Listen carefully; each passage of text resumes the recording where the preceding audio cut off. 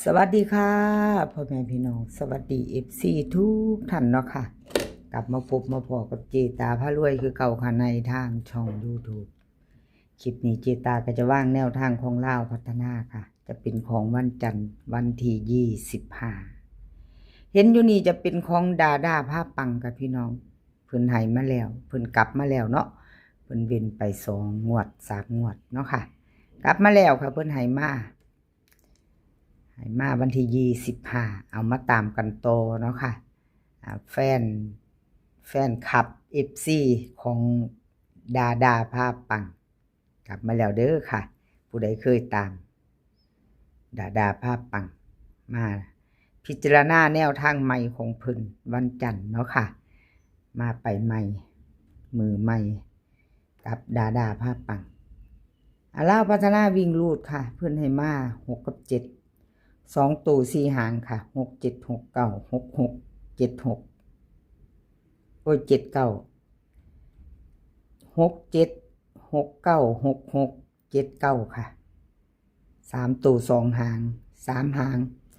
3ตัว3หางค่ะของดา6 4 7 6 6 7ค่ะแล้วก็6 6 9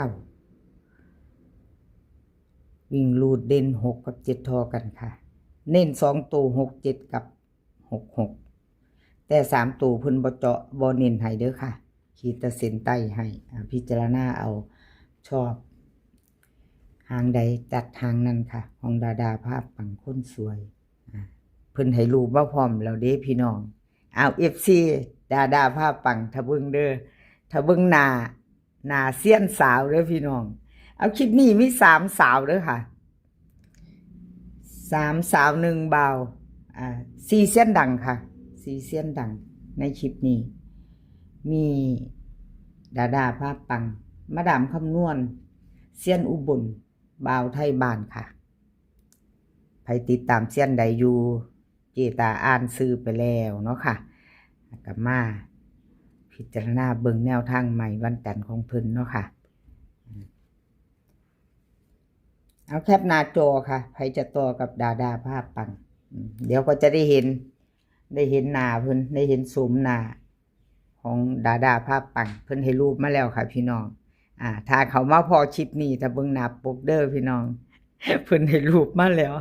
เพิ่นอันนี้เพิ่นให้มาแล้วรูปตอนใหม่ๆเพิ่นบ่ทันให้เนาะเพิ่นบ่ทันให้ก็เลยเจตาก็เลยเว้าสู่เพิ่นฟังแล้วแต่ซั่นดอกบ่ให้ก็บ่เป็นหยังเพิ่นว่าบ่เป็นหยังให้ว่าซั่นโอเคเนาะค่ะแคปหน้าจอแล้วไปต่อเป็นของใคร3สาวค่ะคลิปนี้4เซียนดังเนาะพี่น้อง4เซียนดังเนาะมาไปต่อค่ะเป็นของมาดามคำนวณดารามาดามค่ะพี่น้องอีกสาวหนึ่งคือกันเซียนดังดารามาดามเนาะค่ะมาดามคำนวณค่ะมาดามคำนวณ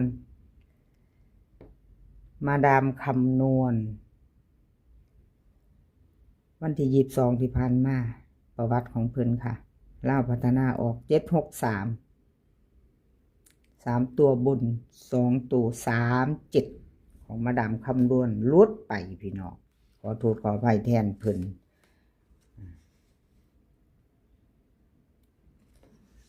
มาดามคำนวณคนสวยรวยนำใจหลุดไปว่าเป็นยังค่ะเก่าหลุดไปใหม่มาหลุด2 งวดติด25มาแล้วค่ะมือไม่ไปต่อค่ะกับมาดามคำนวณคนสวยรวยนำใจคนสวยค่ะอายุเป็นเพียงตัวเลขเลยล่ะมาดามคำนวณมาต่อค่ะเด่นเพิ่นให้มาวันที่25แนวทางใหม่ของเพิ่น FC เพิ่นก็ล้นหลามเนาะช่องเพิ่นก็ดังช่องเพิ่นก็ใหญ่แล้วค่ะมาดามคำนวณเพิ่นก็ให้แนวทางเจตามาตลอดเนาะค่ะกับขอบคุณมาดามคำนวณหลายๆค่ะที่ให้แนวทางมาว่างทางช่องเอาเว้าตะเลียงอันดีใจเว้าตะเลียงเอารูปมาให้กันละลืมขอบคุณดาภาพปังเนาะเจตาก็ได้ขออภัยเด้อค่ะจะถือยาซ่า เลขบ่เข้าเท่าใดก็หังลืมเก่งบ่เจตาว่าติ เลขหลุดดูพี่น้อง หลุดดูหลายจนลืมหน้าลืมหลังได้เจตาก็ได้เอามาดามคำนวณค่ะ เด่นเพิ่นให้มา8กับ0 2ตัว4หางค่ะ48 40 68 60เบิ้ลค่ะ88กับ00 3ตัวค่ะ468 460 880ค่ะเพิ่นเด่น8กับ0ทอกันเด้อค่ะมาดามคนสวย68กับ60ค่ะ3ตัว3หาง468 460ค่ะ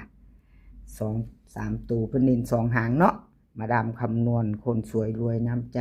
แคปหน้าจอค่ะใครจะตามต่อกับเพิ่นแคปหน้าจอไว้ค่ะไปต่อเป็นวันจันทร์เจตาลงให้ก่อนอยู่เนาะ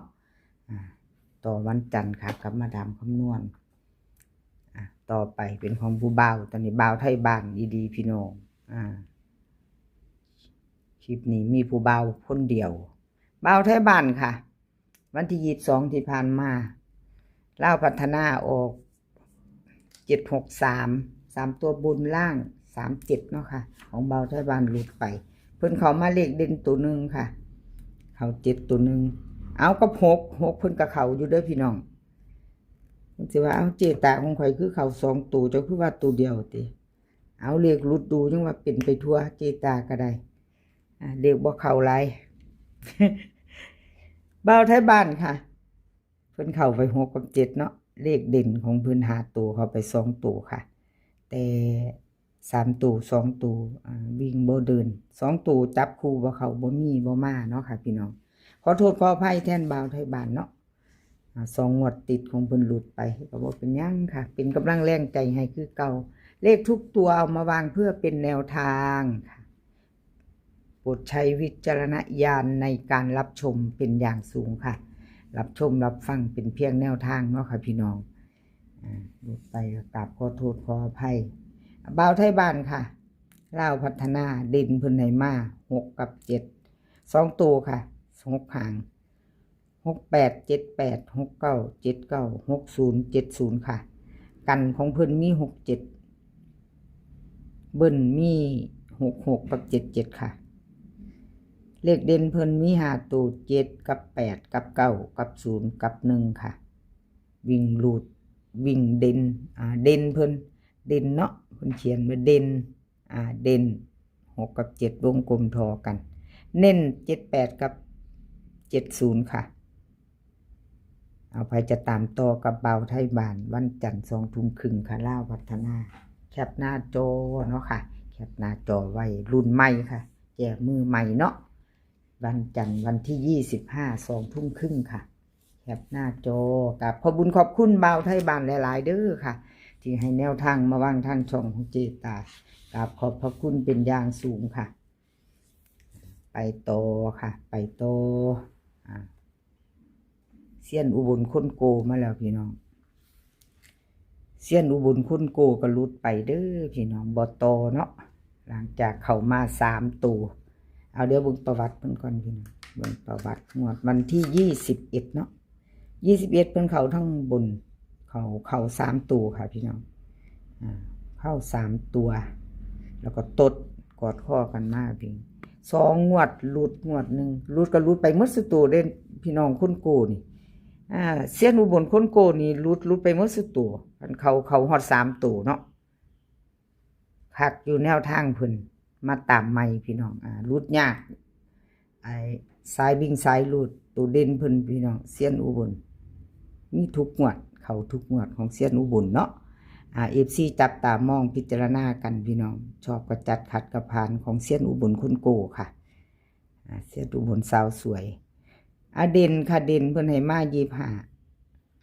9กับ8ค่ะ2ตัว4หาง97 98 85 84เบิ้ล99กับ55ค่ะ3ตัว3หาง978 854 956ค่ะเด่นวงกลมให้2ตัว9กับ8เน้นค่ะ98กับ84 2ตัวค่ะ3ตัว2หาง978 854ค่ะ เอาไปจะตามต่อกับเซียนอุบลคนโกแคปหน้าจอค่ะไปต่อกับเพิ่นวันจันทร์2 ทุ่มครึ่งเนาะลาวพัฒนาวันที่25เด้อค่ะแคปหน้าจอไว้ไปพิจารณาเซียนอุบลคนโกวิ่งหลุดของเพิ่นหลุดยากค่ะกับขอบคุญขอบคุณเซียนอุบลหลายๆค่ะที่ให้แนวทางมาวางทางช่องกับขอบพระคุณเป็นอย่างสูงค่ะคลิปนี้ขอให้พี่น้องโชคดีกับซีเซียนดังเนาะค่ะมีมาดามคำนวณดาภาพปังบ่าวไทยบ้านเซียนอุบลคนโกซีเซียนดังค่ะพี่น้องวันจันทร์จะถึงนี้มาลุ้นกันเนาะคลิปนี้ขอให้พี่น้องโชคดีกับซีเซียนล่ะค่ะมื้อนี้ขอให้พี่น้องมีความสุขภาพร่างกายแข็งแรงกันทุกคนค่ะเดินทางไปใส่คอยปลอดภัยเดินทางไปขอมีโชคกลับมาขอให้มีชัยคลิปหน้าพอกันไหมคลิปนี้สวัสดีค่ะ